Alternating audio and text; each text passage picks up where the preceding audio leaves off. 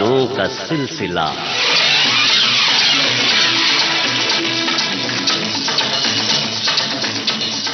सुदेश भोसले एक ऐसे गायक जिन्होंने अमिताभ बच्चन की आवाज को साकार किया। एक पंजाबण गोड़ी पंजाबण गोड़ी पटाखा दिल चुरा के ले गई, सोना सोना।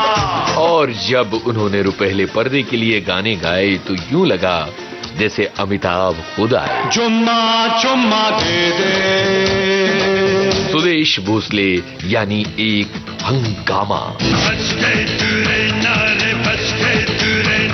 सुदेश भोसले यानी मस्ती, एक बिंदास गायक। विविध भारती के स्टूडियो में सुदेश भोसले।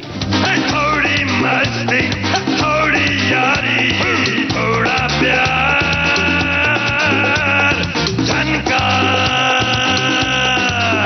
3 अक्टूबर का दिन विविध भारती की सालगिरह का जश्न चल रहा है। आप सभी को हमारा नमस्कार।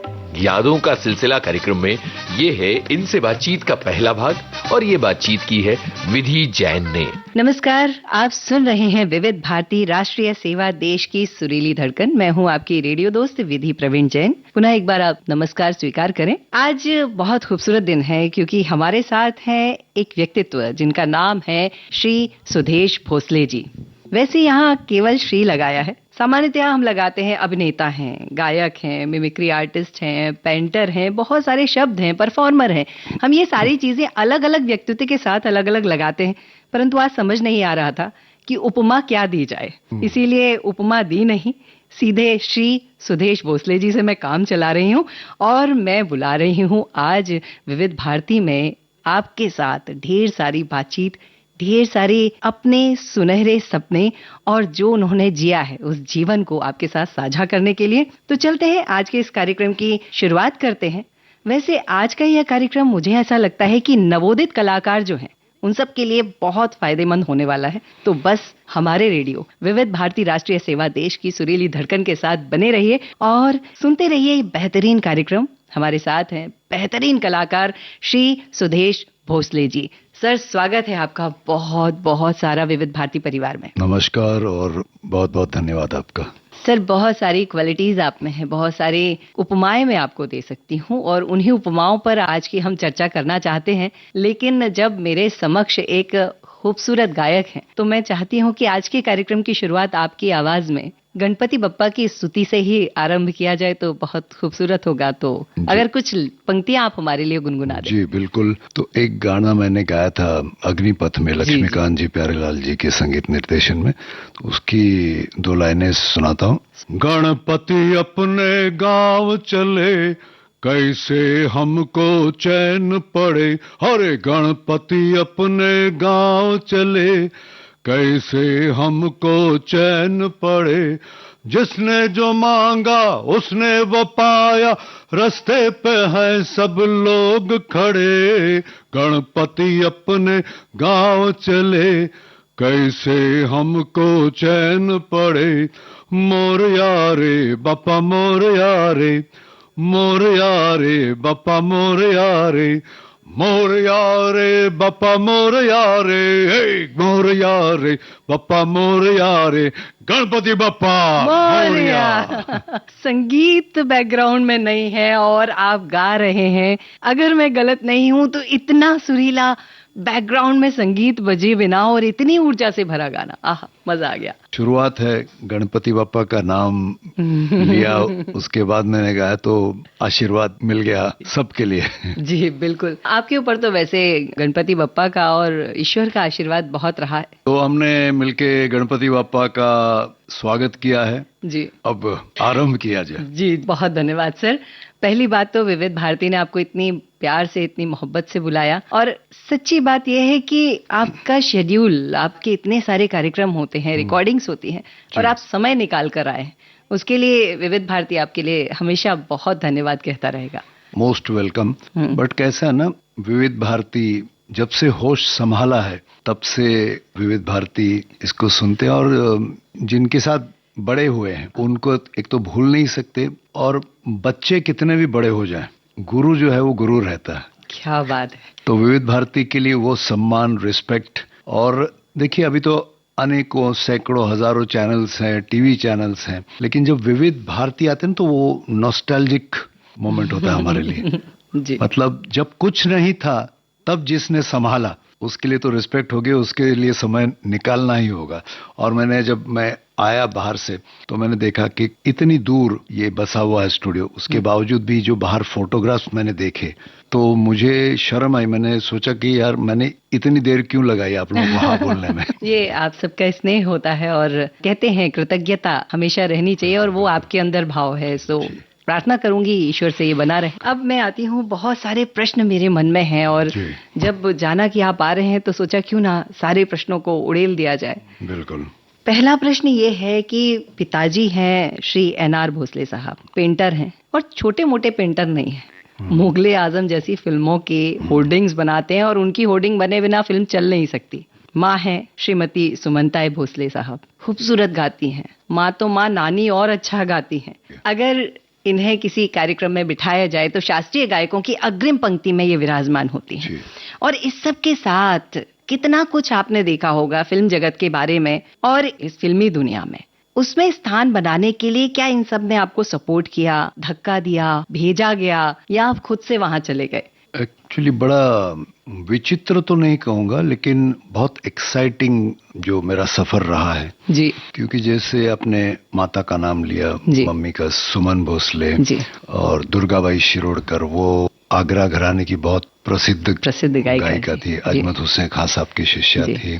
और पिताजी उस वक्त के बहुत मशहूर पेंटर आर्टिस्ट। और ये वो जमाना है 50, 60, 70s का, जब ये डिजिटल प्रिंटिंग या ये बड़े बड़े अभी जो डिजिटल होर्डिंग्स आप देखते हैं वो था नहीं, hand painted hoardings, banners, posters लगते थे और ये एक ही जरिया था किसी भी चीज की पब्लिसिटी करने का। और जितना मूवीज स्क्रीन्स को इम्पोर्टेंट दिया जाता था, हीरो हीरोइंस को या उस बड़ी फिल्म को, उतना ही इम्पोर्टेंस उस वक्त बैनर्स या पोस्टर्स को दिया जाता था। ऐसा मानते थे कि सपोज आज 12 बजे पहला शो होने वाला है किसी भी फिल्म का, तो अगर 12 बजे से पहले उस थिएटर में अगर वो बैनर या पोस्टर नहीं लगा तो वो फिल्म फ्लॉप हो जाती थी, कोई जाता नहीं था अंदर। अच्छा। इतनी ताकत थी उस पोस्टर में। और जैसा भी प्रोमोज होते हैं, हीरो खुद आके बोलता है टीवी पे या चैनल्स पे कि ये है वो है, वो एक ही बैनर ऑडियंस को आकर्षित करता था। मतलब उसमें कुछ हीरो हीरोइंस, कोई विलन का, ये कोई चाकू लेके खड़ा है, कोई बंदूक लेके खड़ा है या पीछे बैकग्राउंड के, उस बैनर से लोगों को आइडिया आ जाती थी फिल्म क्या होगी।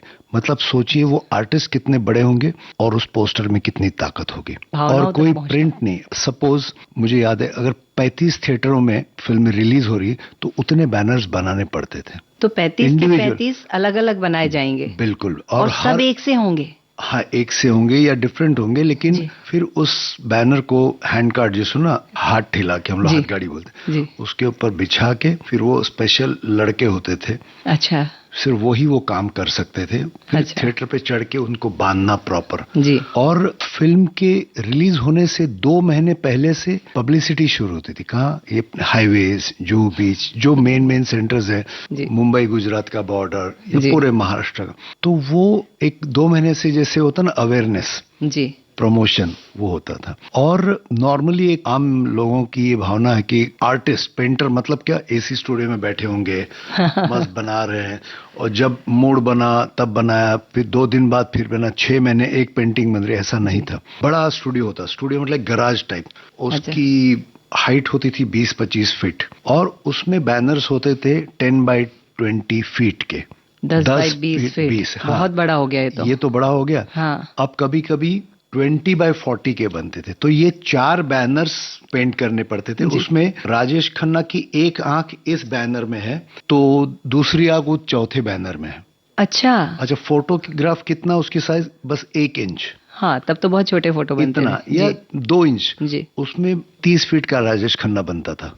एक पेपर पे नहीं, वो आसान है। तो एक यहाँ एक वहां, और फिर उसको ज्वाइन करना पड़ता था और फिर थिएटर पे उसको बांधना पड़ता था। अभी उसकी भौं है या नाक है या होठ है, जब 4 बैनर एक साथ आ गए तो एक ऊपर कटा हुआ नहीं लगना चाहिए ना, तो हम लोग क्या करना पड़ता था, जब ट्रैफिक बंद हो जाती थी रात के 2 बजे बस वगैरह, स्टूडियो के बाहर ये चारों बैनर ले आते थे हम लोग।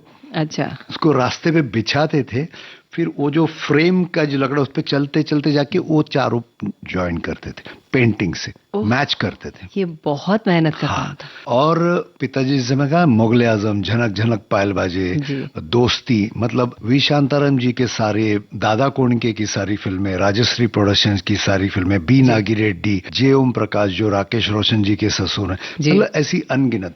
फिर लता जी प्रोड्यूसर थी, सख्या सजना जैत्र जैत जी, तो उनके भी हैं। और अभी मेन जो आपका सवाल है कि गाना, तो हुआ ये कि जब से होश संभाला देख रहा हूँ कि चारों तरफ क्लासिकल के सुर और एक तरफ देखता हूँ चारों तरफ पेंटिंग ही पेंटिंग। हाँ। और उस वक्त के माता पिता कैसे थे, बच्चे को स्कूल में एडमिशन दिला दी बहुत बड़ी बात हो जाती थी। हाँ, फिर मास्टर जी और पिताजी को तो याद भी नहीं रहता था कि कौन सी क्लास में है ये, तो माँ को याद रखना पड़ता था। तो वही सेम टिपिकल था हमारा। और पढ़ाई में बहुत अच्छा था मैं, एवरी मंथ हमारी टेस्ट होती थी अलग अलग विषयों में, और मुझे 5-6 मेरिट कार्ड्स मिलते थे। क्या बात है। इंग्लिश में, अरिथमेटिक, मैथ्स, साइंस और ड्राइंग में। क्या बात है। तो उस वक्त ये था सिर्फ पढ़ाई करनी है, आगे क्या बनना है ना माता पिता ने सोचा था ना मैंने सोचा था, सिर्फ पढ़ाई पढ़ाई पढ़ाई। और अभी होता ना कि अब जो जमाना है इतना अफोर्ड कि बच्चा पैदा होने से पहले ही माता पिता सोच लेते हैं कि ये सचिन तेंदुलकर बनेगा, है ना, या ऋतिक रोशन बनेगा, या जो भी, या लता मंगेशकर बनेगी, या किशोर कुमार बनेगा जी। तो उस वक्त ऐसा नहीं, बस बच्चा बड़ा हो जाए, छोटी मोटी डिग्री ले ले बस। और ये करते करते 9th स्टैंडर्ड में था मैं, 14 की उम्र थी, 1974। अच्छा। मैं पिताजी को मिलने गया स्टूडियो में स्कूल से। अच्छा। और वहां देखा कि श्रीनी, राजेश खन्ना, हेमा मालिनी की बैनर्स, पिताजी और मेरी मम्मी भी, वो जो लेटरिंग्स होती है ना, जो क्रेडिट्स, वो मम्मी लिखती थी नीचे वाला जो आन मिलो सजना, लक्ष्मीकांत प्यारेलाल, मतलब उनकी हैंडराइटिंग बहुत खूबसूरत। हाँ, और वो हैंडराइटिंग से पेंटर आर्टिस्ट थी। हाँ। तो वो मम्मी करती। तो मैं गया तो देख रहा हूँ पिताजी और 15-20 असिस्टेंट्स और इतने सारे 15-20 बैनर्स बन रहे हैं। तो मैंने देखा और एक पता नहीं अंदर से मुझे लगा, तो मैंने डर डर के पूछा कि मैं एक स्केच करूं क्या? तो बोले कर ले, कोई बात नहीं, अगर लग रहा है, अगर कुछ बिगड़ भी गया तो हम लोग हैं। और ऑयल पेंट था ना जी, तो अगर मैं गलत भी करता हूं तो ऑयल पेंट सुधारा जा सकता है, वाटर कलर बहुत डिफिकल्ट है, एक बार ब्रश रख दिया वो फाइनल होता है। तो एनीवे मुझे एक छोटी सी फोटोग्राफ दी गई, हेमा मालिनी ऐसी है और उनके सीने पे वो राजेश खन्ना ने सर रखा। उसको वो पोस्टर बहुत फेमस हुआ था जी। मुझे पता ही नहीं, मैंने मेरी लाइफ का पहला स्केच मैंने किया 15 मिनट में, और वो देखते ही सब लोग, क्यों कहते हैं ना, आंखें खुली की खुली रह गई। बोले क्या किया तूने? बोला क्या किया? बोले इतना हुबहू इतनी जल्दी। तो और पिताजी इतना खुश हुए, बोले बेटा कल से तू स्कूल मत जा, करने आ नहीं। मैं वापस घर ही नहीं गया। अच्छा। हाँ, 1.5 महीना मैं स्टूडियो में रहा, कपड़े वगैरह मम्मी लेके आई दूसरे दिन। और उस उम्र में मेरे हाथ के बैनर्स लगे 19 मुंबई में। फिर ये मैंने भी सोच लिया, मम्मी डैडी ने सोच लिया कि अब ये तो पेंटर ही बनेगा और अब मेरा ही बिजनेस ही आगे बढ़ा। तो फिर प्रेमनगर, जूली, स्वयंवर, स्वर्गनर, मतलब 74 से 82 तक 24 घंटे पेंटिंग पेंटिंग पेंटिंग। सिर्फ एग्जाम्स देने के लिए स्कूल कॉलेज में जाता था मैं, और मुझे खुद यकीन नहीं आया कि मेरा पेंटिंग इतना अच्छा होगा, और जबकि मैंने कभी सीखा नहीं था। स्कूल बोल में कि एक पोर्ट्रेट करना वो नहीं मालूम। तो एनीवे, तो मैंने भी सोच लिया चलो यार मजा आ रहा है पेंटिंग करने में, और इतना हुबहू अगर मेरे में टैलेंट है जी। तो और फिर कुछ कुछ बैनर्स ऐसे लगे कि पिताजी बोले मुझे कुछ करने की जरूरत ही नहीं है, यही लग जाएंगे, परफेक्ट है। हाँ, और वो भी किया कि वहाँ के जो बांधने वाले लड़के होते थे ना, अलग टैलेंट होता है वो जी, चढ़ना बांधना, पूरे ट्रैफिक को बचा के बैनर। तो उनका एक कहावत थी, अगर उनको 10 रुपए दिए हाँ, तो वो लगा देते, अगर प्यार से 100 रुपए दे तो उसी बैनर के नीचे लुढ़क के सो जाते थे। हाँ एकदम। तो फिर उस माहौल में पिताजी ने, हमने खुद वो हथकड़ी चला के, गंगा जमुना मुझे याद है जी, थिएटर पे चढ़ के बैनर्स भी बांधे। गंगा जमुना फिल्म का थिएटर पे चढ़ के बैनर आपने खुद ने बांधा है? जी जी, वेरी गुड। और कभी कभी होता था ना कि वो एक पुलिस स्ट्राइक हुआ था, मुझे याद है जी, जब उनका ये नीली पैंट और नीला शर्ट हो गया था जी, पुलिस ने ही स्ट्राइक किया था और पूरी मुंबई बंद थी। तब मुझे याद है मैं कुछ बांद्रा से वर्ली तक चल के गया था स्टूडियो में, मतलब सारा माहौल है। तो एनीवे पेंटिंग कर रहा था। और घर में आते हैं तो मैं गोवा का हूँ, शिरोडा गांव है हमारा, शिरोडकर, हाँ कोंकणी, कामाक्षी देवी हमारी कुल देवता है। और माता पिता वहाँ के थे, तो उनको ना प्योर क्लासिकल म्यूजिक, नाट्य संगीत और सुगम संगीत, इसके अलावा कोई म्यूजिक मालूम ही नहीं था उनको। और मैं क्योंकि कॉलेज में वगैरह जाता था, स्कूल में, तो मैं विविध भारती लगाता था। अरे वाह। उधर पिताजी ने सुना हे हो तो ये हे ऐसा कोई गाना होता है, बंद कर दे उसको। मतलब उनको हिंदी गानों से नफरत थी। पर वो तो पेंटिंग इन्हीं की करते थे ना। करते थे, लेकिन खुद हिंदी फिल्मों के पेंट करते थे। हमको हिंदी फिल्में देखना बैन था। जो होर्डिंग आप लगा के आए हैं, उस फिल्म को देखने आपके लिए बैन था, आप देखने नहीं जा सकते नहीं जाते थे। लेकिन वो जो पेंटिंग करते उनको पास से मिलते, हमको साथ में ले जाते थे। लेकिन ये गाने सुनना ना, मतलब ये क्या है, ये उनके लिए बड़ा वो कुछ अजीब लगता था, ये बर्दाश्त नहीं होता था। और मेरा उल्टा हुआ कि मुझे बिना का गीतमाला, विविध भारती, मुझे 100-150 गाने बाहर थे, रफी साहब के, किशोर दा के, हेमंत दा के। और एक 78-79 में ऐसा कुछ हुआ, अच्छा 24 घंटे मम्मी को सुन रहा हूँ, शास्त्रीय संगीत घर में रियाज कर रही है जी, लेकिन मैं पेंटिंग। और मेरा रोज का रूटीन था, गोरेगांव में 8:11 की ट्रेन पकड़ के महालक्ष्मी उतरना। और वो भी ऐसे नहीं, पूरे पेंट्स लेके, लिंसीड ऑयल लेके, बाहर लटक के, वो जो ना, हाँ, वो बीच वाला जो कम सब कर चुका हूँ जी। और महालक्ष्मी स्टेशन में उतर के वर्ली में जाना है स्टूडियो में, तो एक बस स्टॉप जाता था, वो तो 5-6 बसेस भर के आती थी। फिर अगले बस स्टॉप जाता था, शायद वहां मिल जाए। ऐसा करते करते रोज चल के जाता था महालक्ष्मी टू वर्ली। मतलब मेहनत बहुत करी। मेहनत नहीं, उस वक्त मजा आता था। तो चलो अगले स्टॉप। तो 82 तक 24 घंटे स्टूडियो में, सिर्फ एग्जाम्स देने, मैंने कहा स्कूल और कॉलेज में जा। और उस वक्त ना मुझे 2 आवाजें बड़ी आकर्षित करती थी। कौन कौन सी? सैगल साहब और सचिन दा। अच्छा, समझ में कुछ नहीं आया था जी। फिर भी मैं तभी ये मुस्तकिल कितना नाजुक है दिल, ये न जाना है, हाय ये जालिम जमाना है, कातिब तकदीर मुझे इतना बता दे, इतना बता दे, क्यों मुझसे खफा है तो, क्या मैंने किया है, कातिब तकदीर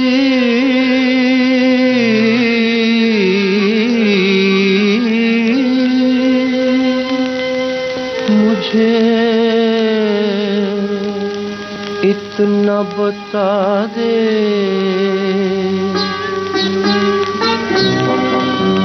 कातिब तकदीर मुझे इतना बता दे, इतना बता दे, क्यों मुझसे खफा है तू, क्या मैंने किया है।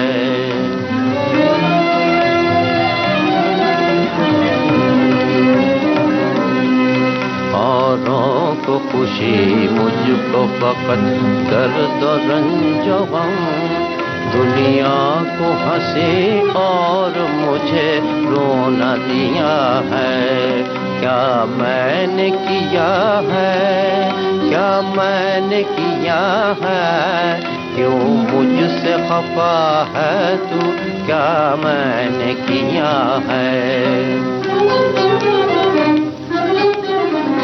इससे मैं सबके आई हैं,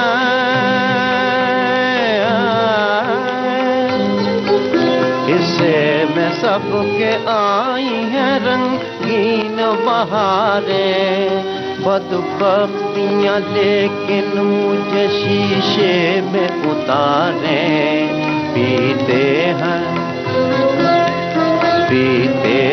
लोग रोज व शब मुसर्रतों की, मैं हूँ कि सदा खून जिगर मैंने पिया है, क्या मैंने किया है, क्या मैंने किया है।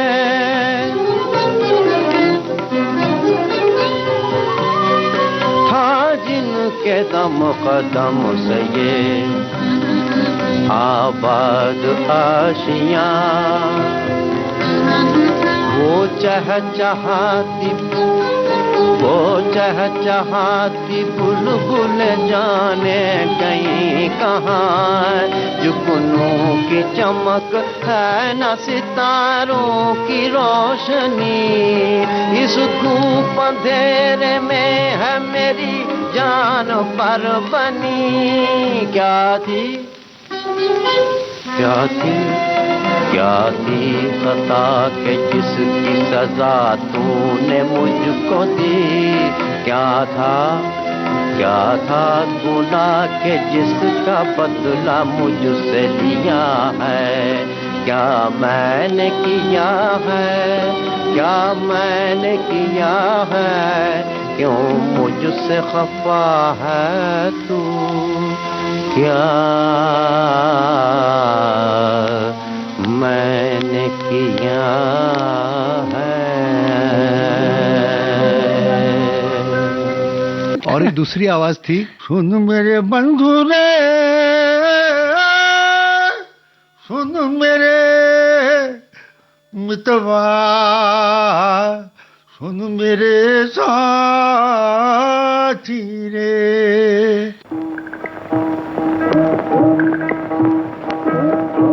सुन मेरे बंधु रे, सुन मेरे मितवा, सुन मेरे साथी रे।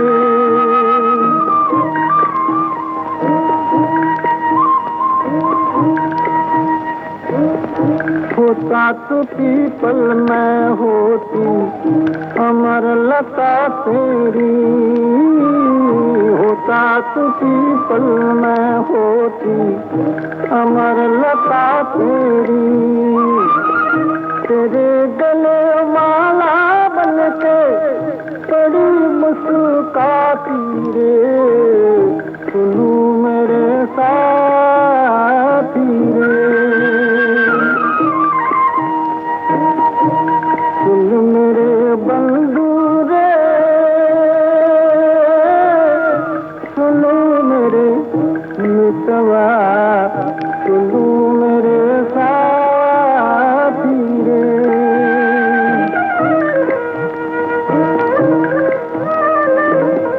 जिया कहे तू सागर में होती तेरी नदिया, दिया कहे तू सागर में होती तेरी नदिया, लहर बहर करती अपने पिया से मिल जाती रे, सुनू मेरे साथी रे। सुन मेरे बंधु रे, सुनो मेरे मितवा, सुनो मेरे साथी रे।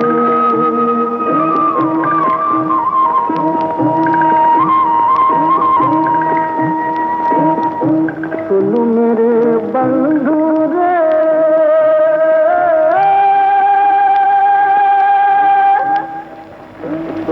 सुनो मेरे मितवा, सुनो मेरे साथी रे।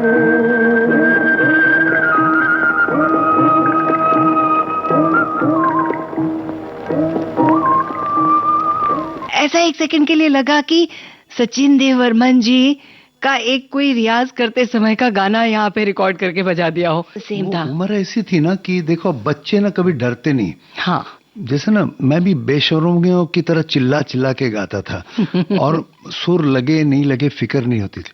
लेकिन ये फिर किशोरदा, मुकेश जी, पंचमदा ऐसे, तो ऐसा करते करते 3, 4, 5, 6, 7 आवाजों में मैं गाने लगा जी। और कभी पेंटिंग ही करना। फिर अचानक मैंने रियलाइज किया कि दादा मुनि की आवाजें, अशोक कुमार जी, सचिन, अपने संजीव कुमार साहब, अमजद भाई, ये अब मजाक मजाक में मैं करने लगा। तो दोस्तों में थोड़ा सा स्कूल में पॉपुलर हुआ। फिर किसी की गणपति की पूजा हो, मतलब घर में पूजा हो, कोई बर्थडे हो जी, तो ऐसा करते करते और फिर कुछ लोग स्टेज पे बुलाने लगे। श्री सुदेश भोसले जी बन गए। नहीं बना नहीं, अरे एक शो है, आ जा, 1-2 गाने। फिर एक ऑर्केस्ट्रा मेलोडी मेकर्स में मुझे बुलाया गया और उस वक्त मैंने देखा गाने का तब तक एक शौक अंदर से जाग गया था कि मुझे भी गायक बनना है। लेकिन जिस ऑर्केस्ट्रा में हम जाते थे ना, इतना मतलब पॉपुलर था ऑर्केस्ट्रा जी, तो बोले वहां तो 5 वॉइसेस फिक्स रहती थी। लता जी, वॉइस ऑफ लता मंगेशकर, आशा जी, रफी साहब, किशोर दा और मुकेश जी, 5। अब मुझे शौक है गाना, हमारे यहाँ तो सब सिंगर्स हैं वॉइसेस, आप क्या करोगे? मैं हेमंत कुमार बनूंगा। हेमंत कुमार बन के मैंने या दिल की सुनो दुनिया वालों, या मुझे कोई अभी चुप रहने दो, मैं गम को खुशी कैसे कह दूं, जो कहते हैं उनको कहने दो, या दिल की सुनो दुनिया वालों।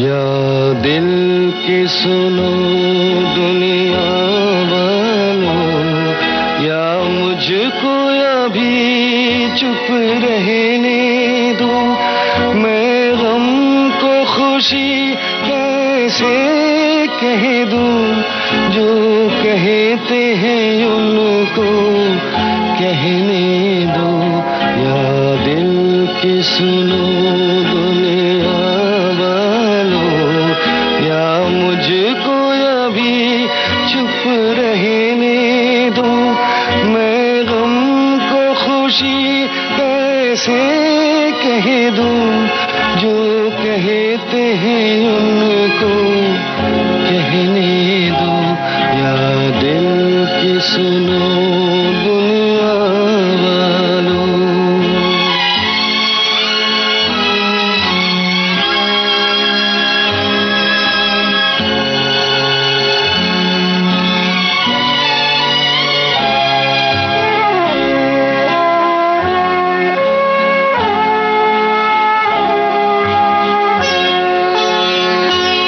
ये फूल चमन में कैसा खिला,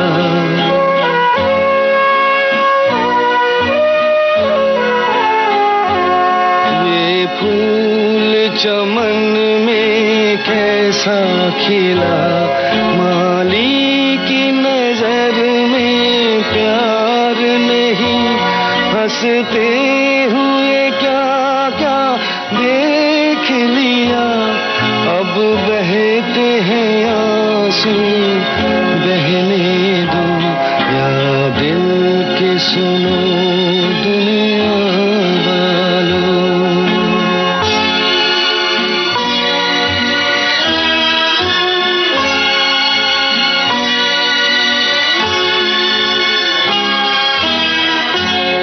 एक ख्वाब खुशी का देखा नहीं,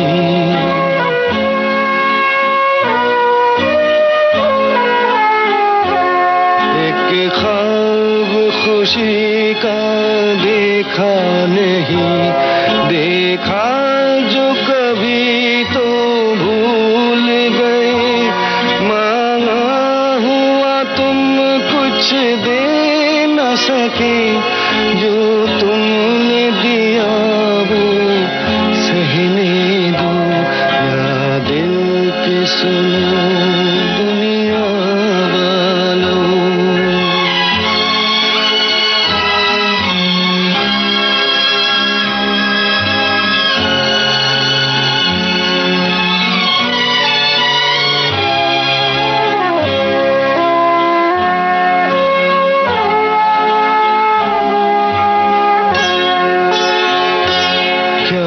दर्द किसी का लेगा कोई,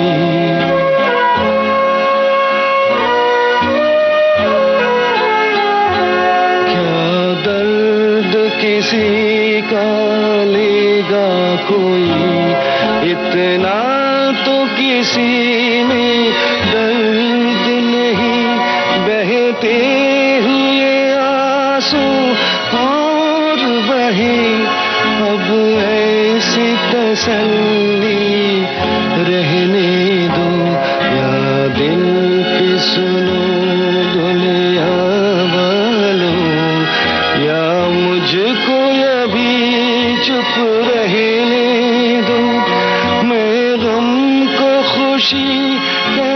से कह दूं जो कहते हैं उनको कहने दूं, या दिल के सुनो दुनिया वालों।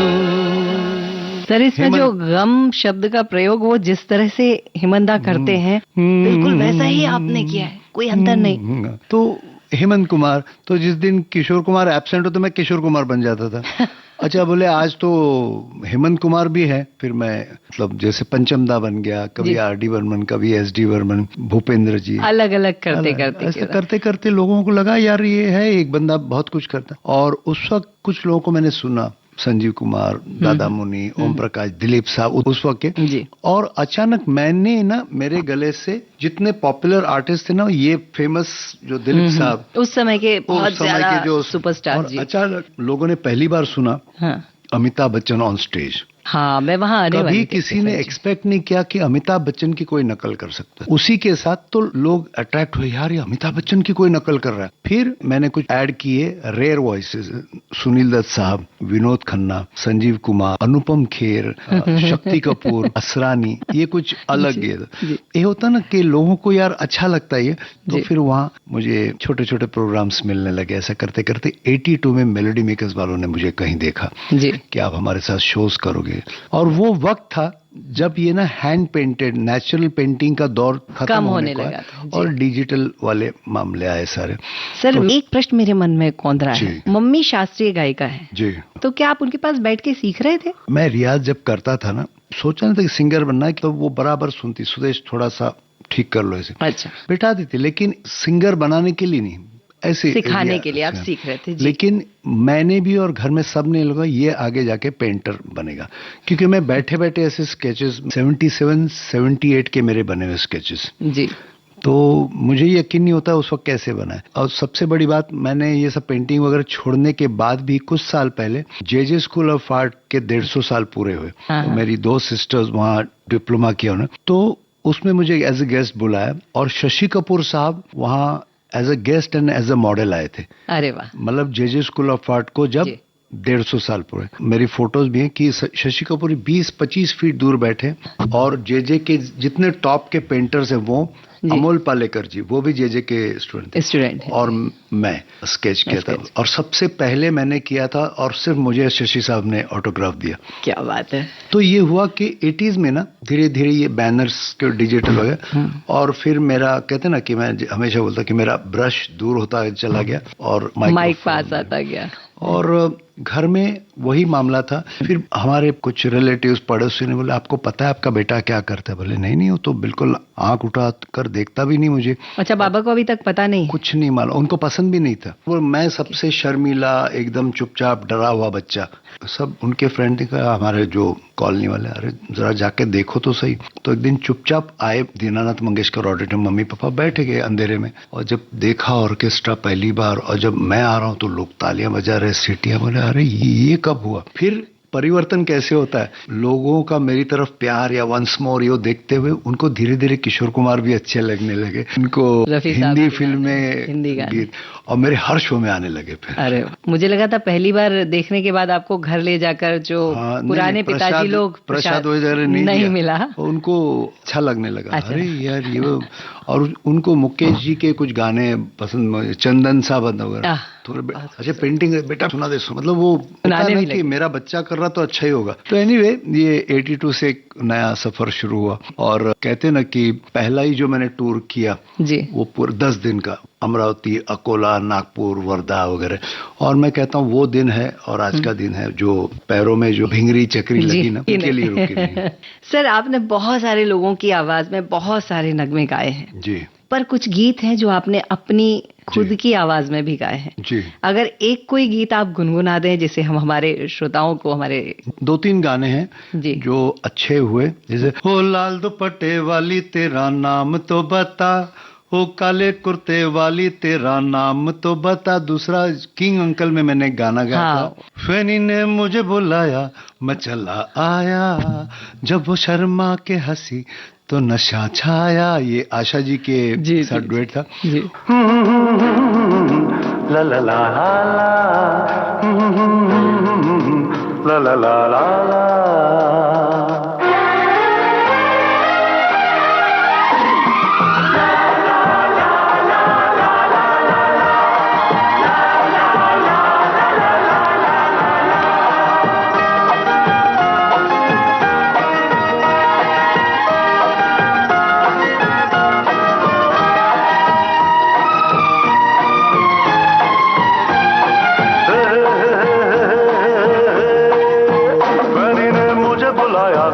चला आया जब वो शर्मा के हंसी तो नशा छाया।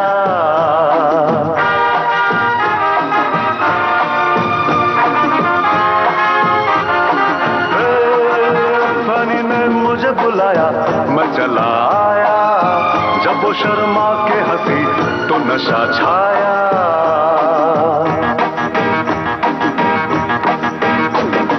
ये ना समझना के मुझको प्यार की मस्ती है जो बड़ी है। ये ना समझना कि मुझको चढ़ी है। ये प्यार की मस्ती है जो बड़ी है। कहता है मेरा दिल बेकरार फनी से हो गया है मुझको प्यार। फनी ने मुझे बुलाया मैं चला आया जब वो शर्मा के हंसी तो नशा छाया। देखो वो आया जिंदगी भर की खुशी है बुलाया। फनी ने जिसे बुलाया देखो वो आया जिंदगी भर की खुशी है बुलाया।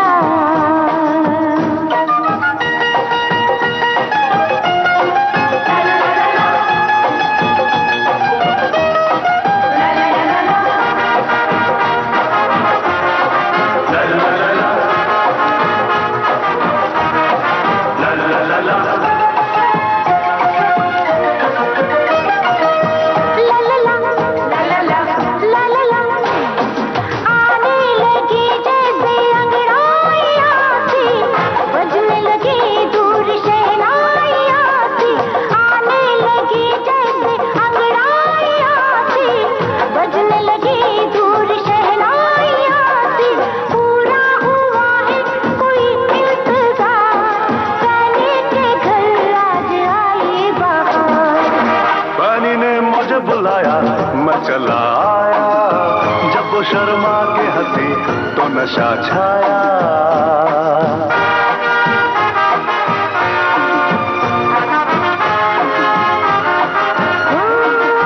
फनी ने जिसे बुलाया देखो वो आया जिंदगी भर की खुशी है बुलाया।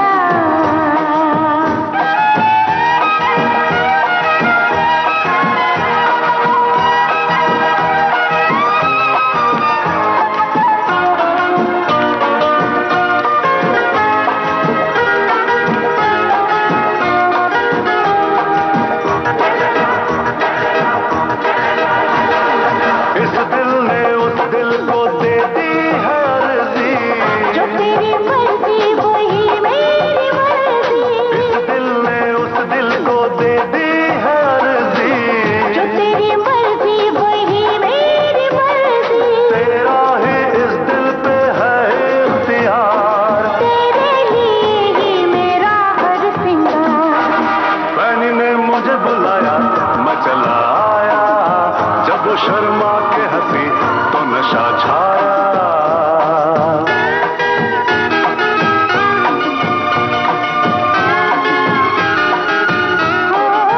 फनी ने जिसे बुलाया देखो वो आया जिंदगी भर की खुशी है बुलाया। फनी ने जिसे बुलाया देखो वो आया जिंदगी भर की खुशी है बुलाया।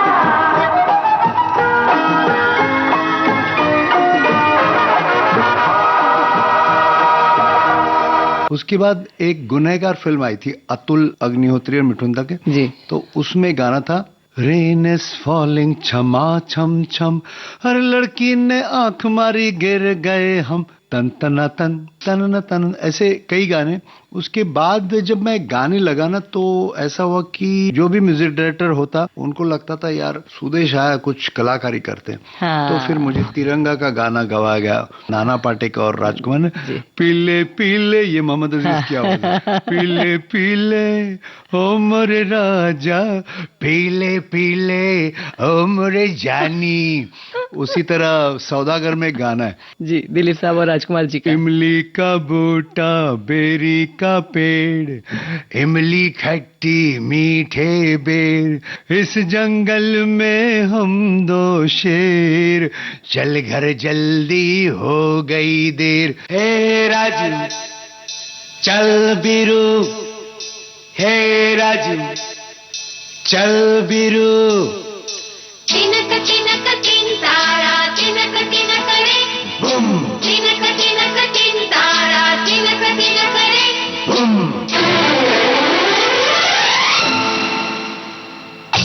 इमली का बूटा, बेरी का पेड़, इमली खट्टी मीठे बेर, इमली का बूटा, बेरी का पेड़, इमली खट्टी मीठे बेर, इस जंगल में हम दो शेर, चल घर जल्दी हो गई देर, चल घर जल्दी हो गई देर। इमली का बूटा, बेरी का पेड़, इमली खट्टी मीठे बेर, इस जंगल में हम दो शेर, चल घर जल्दी हो गई देर, चल घर जल्दी हो गई देर। इमली का बूटा, बेरी का पेड़।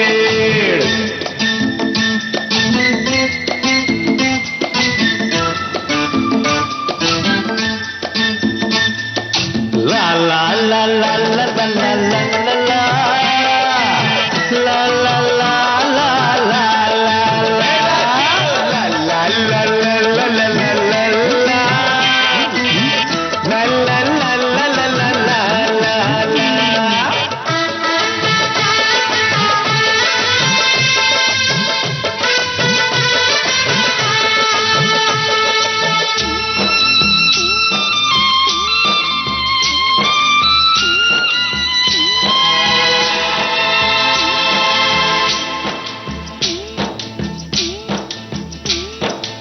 जिस दिन से तू रूठ गया, जिस दिन से तू रूठ गया, तेरी कसम दिल टूट गया। ना जाने कब रात हुई, ना जाने कब हुई सवेर, इमली का बूटा, बेरी का पेड़, इमली खट्टी मीठे बेर, इस जंगल में हम दो शेर, चल घर जल्दी हो गई देर, चल घर जल्दी हो गई देर। इमली का बूटा, बेरी का पेड़।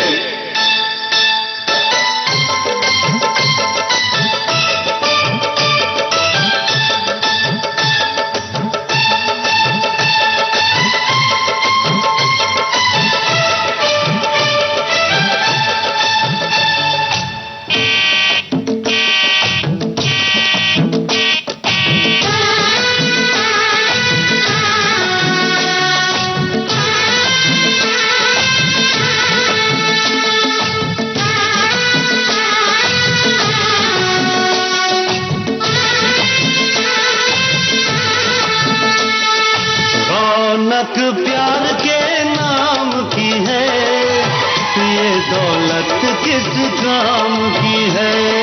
रौनक प्यार के नाम की है, ये दौलत किस काम की है।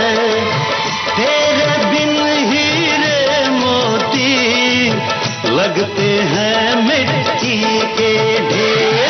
इमली का बूटा, बेरी का पेड़, इमली खट्टी मीठे बेर, इस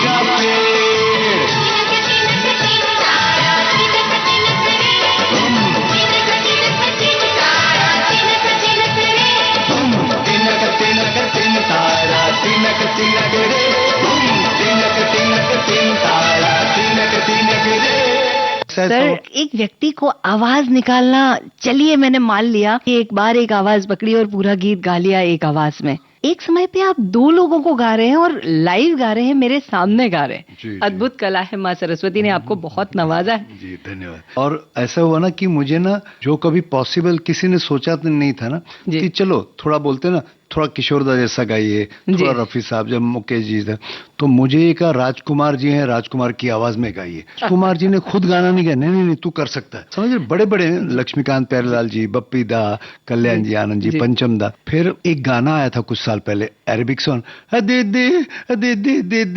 याद है? हाँ, अभी बीच में एक आया, तो वो काफी लोगों ने कॉपी किया। तो श्रीमान आशिक फिल्म में नदीम श्रवण ने मुझे कहा सुदेश अनुपम खेर जी की आवाज में गाना। मतलब सर वो खुद नहीं गाते कभी, तो फिर भी गवाया मुझे, गाना पड़ता है ना, क्योंकि अगर आप अभी स्टूडियो में हैं तो आप कैप्टन हैं। तो वो गाना नॉर्मली कैसा गाना,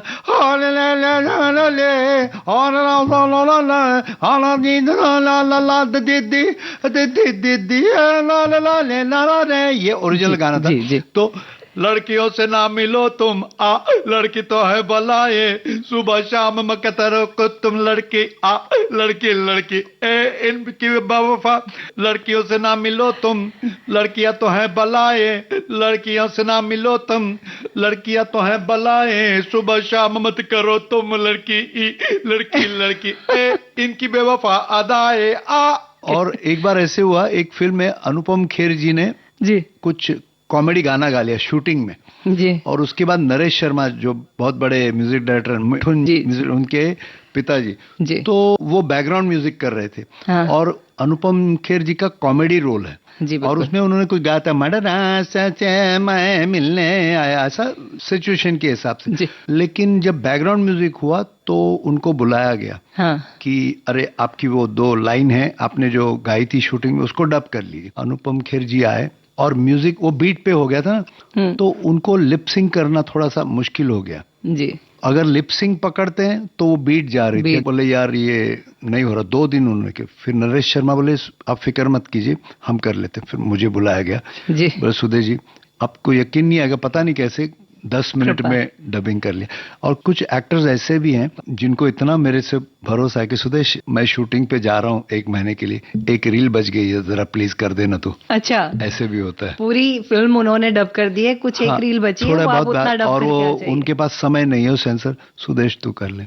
और उसमें अंतर समझ में आ नहीं रहा है, नहीं आ रहा है। जब ये दौर चला ना, मैं मिमिक्री या अलग आवाजों में गाने गाना फेमस हो गया, तो थोड़ा सा बीच में ना कुछ लोग मेरे जो वेलविशर, क्या इसकी नकल तेरी आवाज कहाँ है, तो थोड़े दिन में थोड़ा सा डिप्रेशन या फ्रस्ट्रेशन में चला गया कि क्या करूं। अच्छा मैं कभी कभी ना नॉर्मल गा के निकल आता था, तो इंटरवल में लोग आते थे, अरे आज आपने एस डी वर्मन ने किया, आज आपने अमिताभ बच्चन ने किया, आज अजीत ने किया, हम तो उसके लिए आए। तो बोला यार करूं क्या मैं, मैंने कसम खाई, स्टूडियो में कितना भी बड़ा म्यूजिक डायरेक्टर बोले मैं नहीं गाऊंगा, लेकिन कहते हैं ना ऊपर वाला कुछ और सोचता है। उसी वक्त संजीव कुमार साहब का देहांत हुआ, और फिर वो उस वक्त के जितने प्रोड्यूसर्स थे मेरे पास आए, बोले सुदेश जी अगर आपने ये वॉइस नहीं किया डबिंग तो हमारे हजारों फीट के रील जो है वो वेस्ट हो जाएंगे और हम लोग रास्ते पे आ जाएंगे। आपने लोगों के करोड़ों रुपए बचाए। हाँ जी। तो जो भी है उस वक्त इतना नहीं था, लाखों में भी डूबने की बात बहुत बड़ी जी। तो फिर मैंने डबिंग किए, और ऐसे ऐसे डबिंग किया कि संजीव साहब ने शेर की पहली 2 लाइनें पढ़ी जी, डब की, और बोले यार मैं कल करता हूँ, और वापस आया ही नहीं वो। अच्छा। उन 2 लाइंस को भी मैंने मैच करके, और मैंने लाइफ में कभी डबिंग मुझे पता ही नहीं था कि। हाँ मैं वही आपसे पूछना चाहती हूँ कि इतनी सारी आवाजें आप निकाल रहे हैं, सामने बैठ के निकाल रहे हैं, लोग इसके लिए प्रॉपर ट्रेनिंग लेते हैं, इसके लिए इंस्टीट्यूट्स हैं जहाँ पे जाके लोग सीखते हैं, आपने कहाँ से सीखा ये सब? कुछ मालूम नहीं, मुझे करता मुझ पे थोपा गया। पिताजी को मिलने गया, बोले बेटे अच्छी पेंटिंग है चल पेंटिंग करते गया। फिर आवाज आने लगे कि तो किसी के बर्थडे में इधर उधर गया। फिर अचानक ऐसे हुआ, मुझे नहीं करना था संजीव कुमार साहब की फिल्में की, और मैं लगभग एवरीडे BR स्टूडियोज में पड़ा रहता था, मतलब 5 फिल्में एक साथ मैं डब कर रहा। और एक दिन मुझे इंजीनियर मतलब वो अनिल कपूर जी बाजू के स्टूडियो, उनके 2 स्टूडियोज है BR, बोले वहां पे अनिल कपूर आपसे मिलने आए। तो बोला क्यों? तो मैं क्या बोला नमस्ते सर। वो ऐसा मतलब किस्सा था कि mister India super duper hit हुई की, क्योंकि फिल्म हिट हुई, रशिया फिल्म फेस्टिवल में भेजनी थी, तो इन्होंने कुछ रील्स ऐड किए और उसमें अनिल कपूर को डब करना था। जी। अनिल कपूर बोल रहा है मेरे पास समय नहीं है, मुझे एयरपोर्ट जाना है, तो मुझे बुलाया गया। अनिल जी को मैं मिलने गया, उन्होंने बुलाया तो बोले सुदेश जी वो मेरी आवाज सुनाई। तो मैंने सर मैंने कभी की नहीं। अरे कर सकते हो यार, करो, 2 रीले करनी है और मेरे पास टाइम नहीं, मैं जो यहीं से एयरपोर्ट निकलना है। जी। तो मैंने कहीं किसी का स्टेज पे शायद सुना कि एक उनका वॉइस था, अरे मस्का बाबा झकास एकदम, अरे क्या झकास। मैंने तो वो बोलते अरे very good very good very good, अरे चलो चलो यू डू इट, मैं एयरपोर्ट जा रहा हूँ। अच्छा। तो मैंने ना वो 2 रील्स पहले किए मिस्टर इंडिया के, वो भी कैसे पायलट ट्रैक जो होता है, जो नॉर्मल लोग कर नहीं जाते कि शूटिंग के वक्त जो डायलॉग बोले जाते हैं वो जो रिकॉर्ड करते हैं दैट इज पायलट ट्रैक। जी। तो वो मैंने उसी वक्त सुन के 2 रील्स कर दी और मेरी आवाज में वो रशिया फिल्म फेस्टिवल में गई वो 2 रीलें। उसके बाद मेरा संजीव कुमार डबिंग चल रहा था, अचानक एन चंद्रा जी ने मुझे बुलाया, बोले सुदेश मैंने एक नई फिल्म बनाई है और उसको सेंसर करना है, अनिल कपूर 1 महीने के लिए बाहर गए हैं। मैंने कभी किया नहीं, अरे मैंने सुन लिया तेरा वो नहीं आता, वो मेरे गले में सूट नहीं कर रहा, कोशिश तो कर, खाली सेंसर्स के लिए चाहिए। तो वही मैंने पूरी फिल्म पायलट ट्रैक का हेडफोन लगा के की मैंने, सब हो गया। उसके बाद जब मिक्सिंग की बारी आई तो साउंड इंजीनियर कंफ्यूज हो गया। अच्छा अनिल जी ने भी वो डबिंग की फिर आके। अच्छा बाद में आके उन्होंने भी किया। और लेकिन मिक्सिंग के वक्त साउंड इंजीनियर कंफ्यूज हो गए, सुदेश भोसले का ट्रैक कौन सा है, अनिल कपूर का ट्रैक कौन। और पहली काफी प्रिंट्स मेरी आवाज में। और एन चंद्रा अभी मुझे जब अवार्ड मिला तो बोले आज तक किसी को नहीं मालूम है, सिर्फ प्रीमियर भी सिर्फ एन चंद्रा जी और दिनेश गांधी जो प्रोड्यूसर थे और अनिल कपूर, सिर्फ 3 लोगों को मालूम था कि ये अनिल कपूर की आवाज नहीं है। हम लोग भी आज तक नहीं समझ पाए। हाँ, तो ऐसी ऐसी चीजें होती गई। सर आपने अपने जीवन में बहुत कुछ किया है, एक गीत और जो हम हमारे श्रोताओं को सुना दे, आपका गाया हुआ कोई गीत।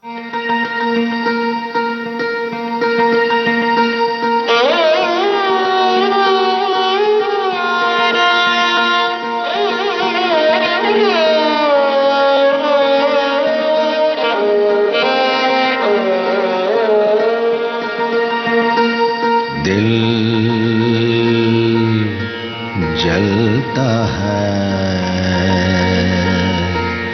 तो जलने दे। Hey brother, hey sister, there's a slow moment in time to get the wisdom, to see the simple, to get the wisdom, to see the simple.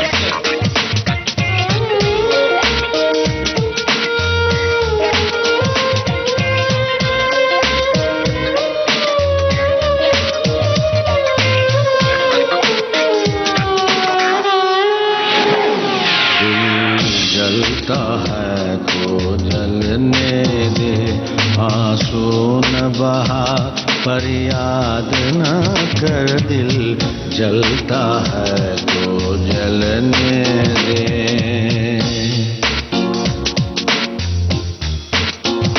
तू पर्दा नशी का आशिक है, यूं नाम वफा बर्बाद न कर।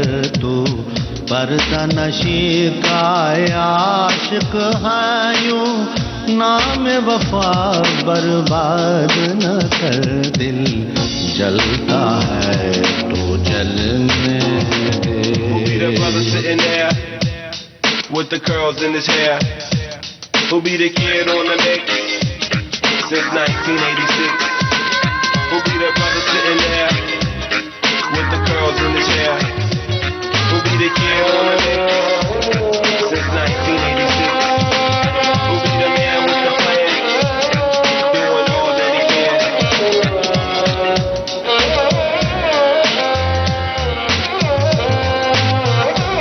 Hi, how are you doing?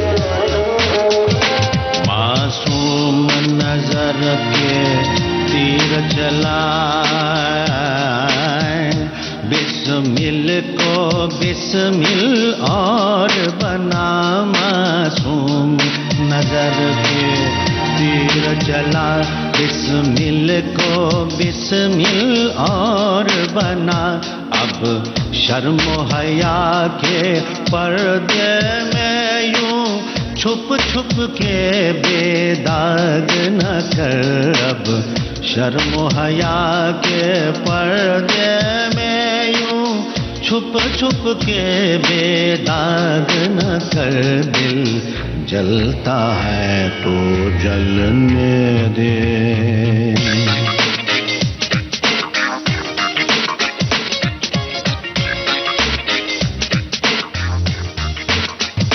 हम आस लगाए बैठे हैं, तुम वादा करके भूल गए। हम आस लगाए बैठे हैं, तुम वादा करके भूल गए। या सूरत आके दिखा जाओ, या कह दो हमको याद न कर। या सूरत आके दिखा जाओ, या कह दो हमको याद न कर। दिल जलता है, दिल जलता है, दिल जलता है।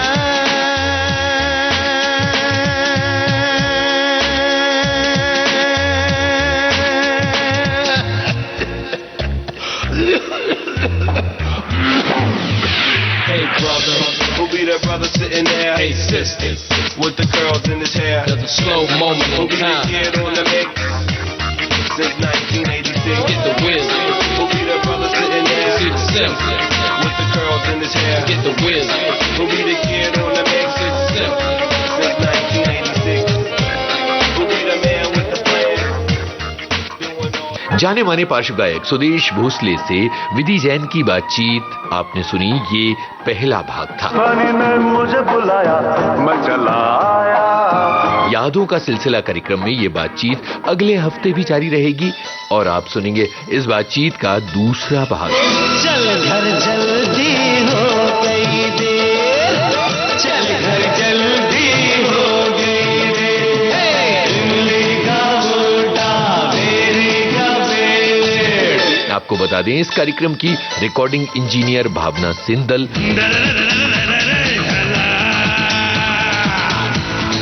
और विविध भारती की ओर से इस कार्यक्रम को प्रस्तुत किया जुबैर खान ने।